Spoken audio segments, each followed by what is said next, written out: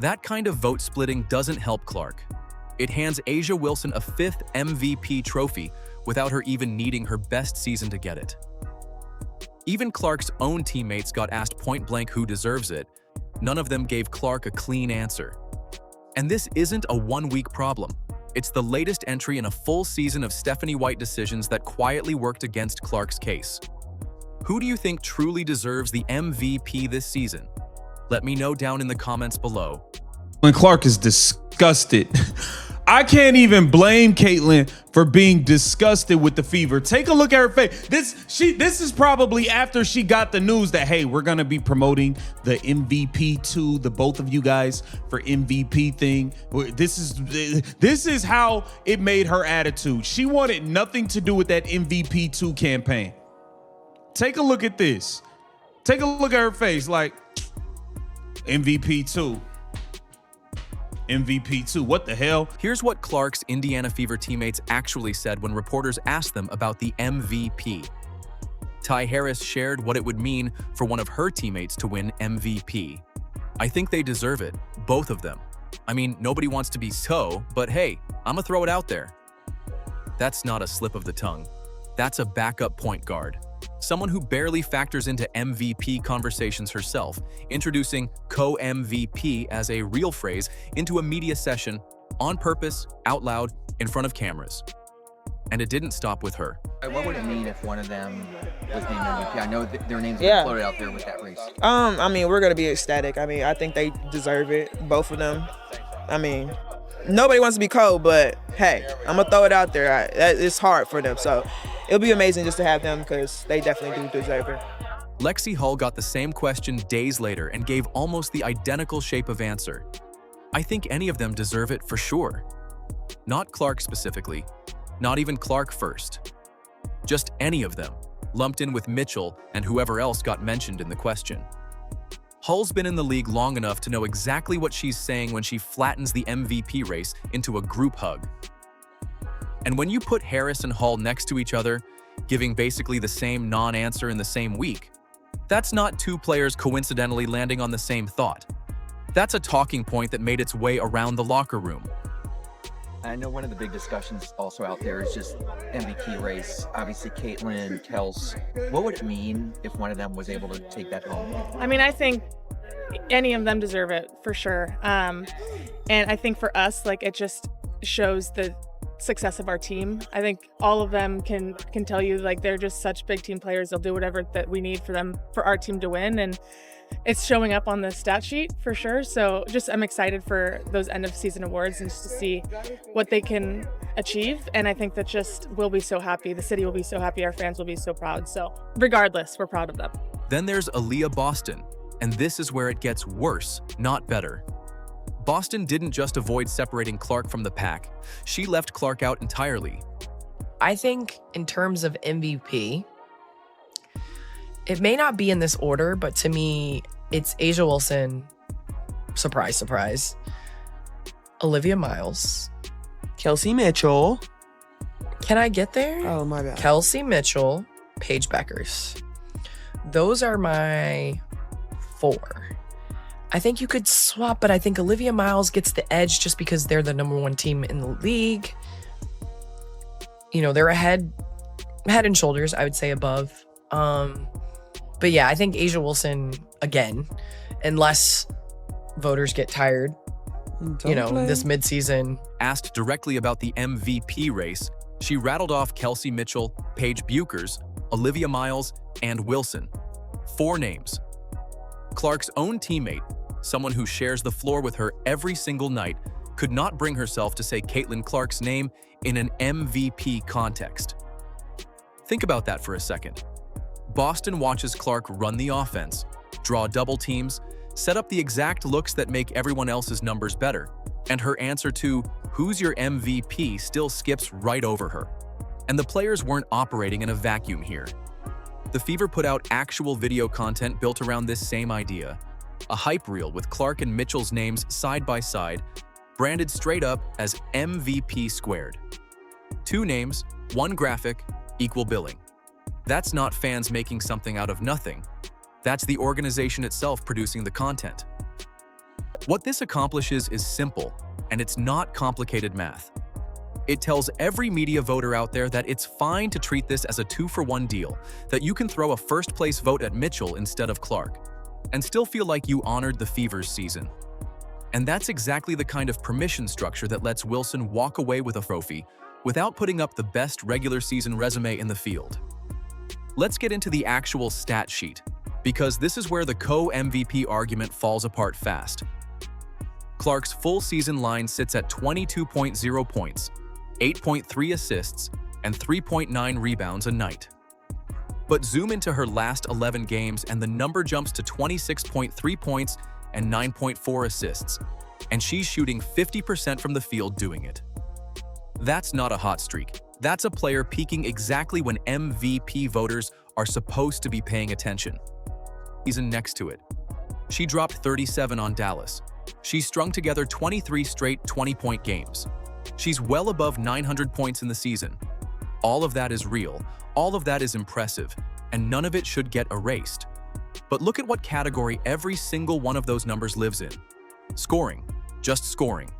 Mitchell gets buckets, and she gets them at a rate almost nobody in the league can match. Clark runs the entire operation. She's the one racking up the assists, grabbing the rebounds, pulling 2 and 3 defenders away from everybody else on the floor, including Mitchell. Mitchell scoring 37 in a night doesn't happen in a vacuum. It happens because Clark spent the previous 3 months making defenses pick their poison, and defenses kept picking Clark. Indiana Fever promote MVP 2. Caitlyn Clark and Kelsey Mitchell. That's our MVP 2. What the hell are y'all talking about, man? Last year, y'all had t-shirts for Kelsey Mitchell, all types of stuff. All of a sudden, Caitlyn Clark, first of all, this is not to come at Kelsey. Kelsey don't do nothing but score. Kelsey Mitchell averages 2 more points per game than Caitlyn Clark. What are we really talking about here? Here's a stat that actually tells you something scoring totals can't. Clark has more 30-point, 10-assist games in her career than the rest of WNBA history combined. Not more than one player, more than everybody who's ever played, added together. That's not a counting stat that inflates with volume. That's a category she basically invented for herself. But they've shown these different looks. It's just been the Fever picking apart Chicago in a lot of different areas. Reading what the defense gives her. A new career high from the outside. 8 threes for Caitlyn Clark. And while we're talking about how records get handled around this league, it's worth mentioning what happened with Olivia Miles. The league put out a graphic crediting Miles with a record for finishing second in assists. Second to Clark. That's the record. Being 1 spot behind her. Nobody's saying Miles isn't good, but when the best you can do is turn "she finished behind Caitlyn Clark" into a headline, that tells you something about how hard the league is working to avoid just saying Clark's name directly. Then there's the number that should end the debate outright, and it's the win differential. When Clark scores 30 or more, the Fever win at a rate that dwarfs what happens when Mitchell hits that same mark. That's not a coincidence, and it's not a knock on Mitchell either. It's proof of who the engine actually is, versus who benefits from the engine running well. We're talking about somebody that averages 2 more points but averages 7, 8 less assists, 3, 4 less rebounds, 2 less steals. Like, what are we talking about, man? What are we really talking about? Y'all are forcing this Kelsey thing. Y'all have been doing it for long enough. I am sick of it. And look, I want Kelsey to go to her own team or Caitlyn to go to her own team. That way I don't have to worry about this going forward. Y'all did a poor job in establishing a pecking order, and this is all over the place now. And this is part of the reason why it looks the way it looks, man. Take a look at this, the MVP 2. And here's the part that makes the whole co-MVP push even harder to defend. Stephanie White herself, the same coach greenlighting this campaign, said flat out that Mitchell is probably the only person on our roster that can just get a bucket and doesn't need any help. Read that again. That's White describing Mitchell's role on the team, not making a case for who's more valuable to it. Needing no help to score is a specific skill. It's not the same thing as being the reason the entire team functions. White complimented one player's shot making and let it get repackaged into an MVP argument it was never built to support.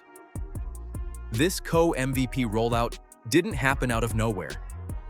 It's just the newest example of a pattern that's been running under the surface all season, and the minute restriction saga is where it starts.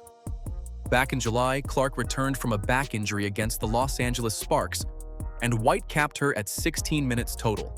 The Fever lost that game 106-92, and Clark finished with 9 points, not because she couldn't produce, but because she never got anything close to a real run on the floor. Clark said as much herself afterward, and her words are worth sitting with.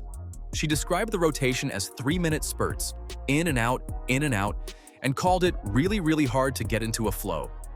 That's not a fan's interpretation or a media narrative built out of nothing. That's the player at the center of this whole conversation telling you directly that the plan her own coach designed got in the way of her game. Like, what the f are we doing? What is this All Lives Matter MVP campaign? Weak shit. Caitlyn is supposed to share everything with these women. Never seen anything quite like it. It's a fucking sickness, and she got all these motherfuckers paid. Lexi would be at Starbucks if not for CC. And last year they had t-shirts, and when CC was rookie, no shirts. Then White doubled down on it. The very next game against Phoenix, she ruled Clark out entirely, and the official reason given was rest. Except Clark had said the night before that she felt 100% physically, that she didn't even feel winded, and that how her body responded was a win on its own. So the player says she's fine, and the coach sits her anyway the following night. White explained the decision as part of a bigger plan, splitting the back-to-back with Aaliyah Boston, Clark active one game, Boston active the next, then flipping it. On paper, that's a rotation call. In practice, it pulled Clark off the floor during a stretch where her per-game numbers were trending straight toward an MVP case, and it happened right as that case was building steam. That wasn't the only time the ball got pulled out of Clark's hands during a hot streak either. There was a stretch, right in the middle of a 5-game win streak, where White moved Boston into point guard minutes for 2 straight games. Boston is a center. Playing her at the point wasn't a small tweak. It was a structural change to how the offense ran, and it happened at the exact moment Clark was playing some of the best basketball of her career. 2 games where the engine of the team got benched from her own position in favor of an experiment during a win streak nobody was asking her to fix. Caitlyn Clark can't even get a proper MVP rollout. Y'all basically telling the voters to vote for A'ja Wilson, by the way. You guys are just telling the voters, hey, we don't want you guys to have to pick between our players. We don't want any drama. Just go pick A'ja Wilson. That's what this is doing. That's all this is doing, and is telling the voters to go and pick A'ja Wilson. MVP 2 campaign. This is dumb as hell. This is stupid. Pure stupid. Line these decisions up next to each other and a pattern starts to show itself. The minute restriction, the unexplained rest game right after Clark said she felt fine. The back-to-back split that yanked her off the floor. The point guard by committee stretch that took the ball away from her hands. Every single one of these calls landed during windows where Clark's stats were climbing towards something historic, and every single one of them interrupted that climb before it could fully build. Fans noticed, and some of the reactions on record capture it better than any breakdown could. One fan wrote that the coaching staff exists to destroy her. That's a hard sentence to read at first, and it sounds like an overstatement in isolation. But stack the decisions back to back, the way they actually happened, and it stops sounding like an exaggeration and starts sounding like a fan just describing what's on the record. Now let's talk about the part of this argument nobody in the league office wants to say out loud, because it doesn't fit the story they're pushing. Back on August 12th, the Fever and the Chicago Sky pulled 3.3 million viewers.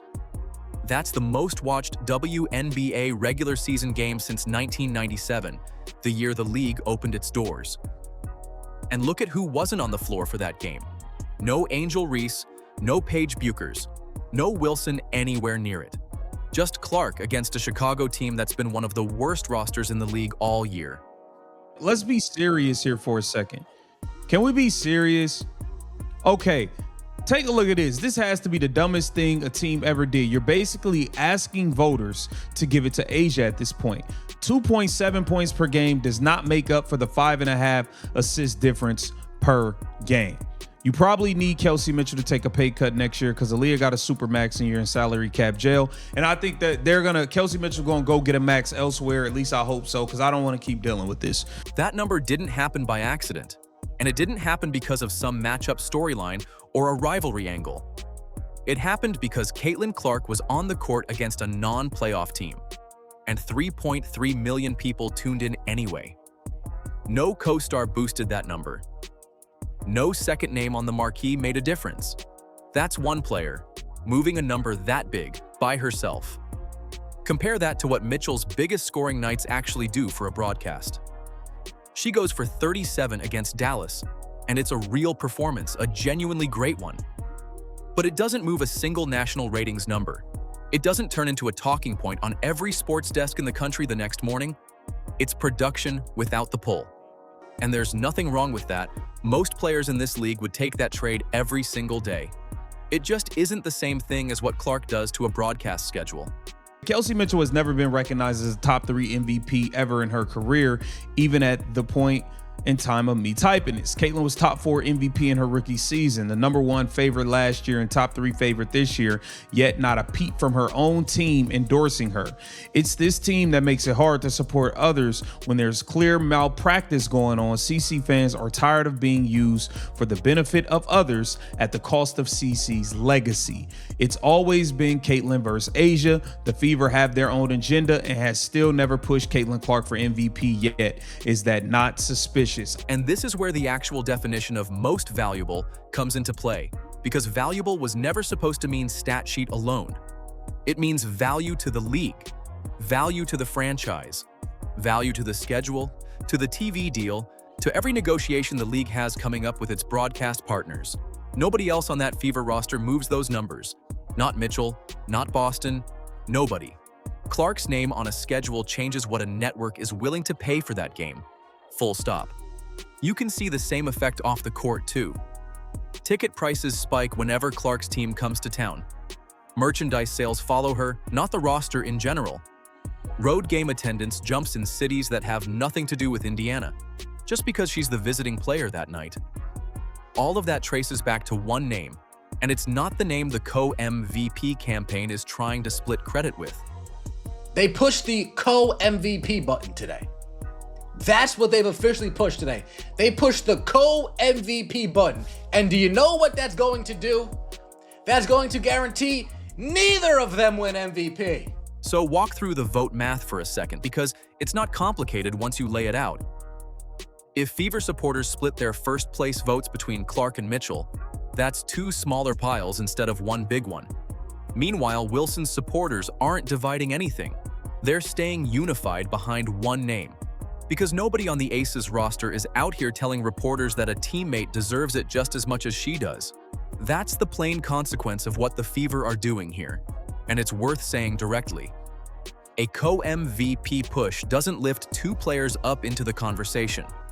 It knocks both of them out of realistic contention at the same time, because neither one ends up with enough consolidated support to actually win. All it does is further solidify A'ja Wilson winning another MVP. Because the Indiana Fever, what they're doing, they're pushing to split the votes. They're pushing the media to split MVP votes between Kelsey and Caitlyn, therefore leaving A'ja Wilson with the most first place votes. Therefore, A'ja Wilson's your 2026 MVP. Bam. And go back to Boston's answer for a second, because it's the clearest proof of what's happening inside that locker room. If Clark's own teammate, someone who benefits every night from playing alongside her, won't even put her name in the conversation, why would media voters who don't have any stake in the Fever's locker room chemistry do any better? The roster itself won't unify behind one name. That's the tell. And here's the detail that makes the whole co-MVP idea kind of hollow to begin with. Getting an actual tied vote, the exact same point total, and the exact same number of first-place votes between 2 players is close to impossible. It basically doesn't happen, which means co-MVP was never a real outcome anybody was voting toward. It was a distraction, a way to avoid picking one name and pushing it as hard as it deserved to be pushed. So where does this actually leave things? The MVP race was probably decided months ago, and no late campaign changes that now.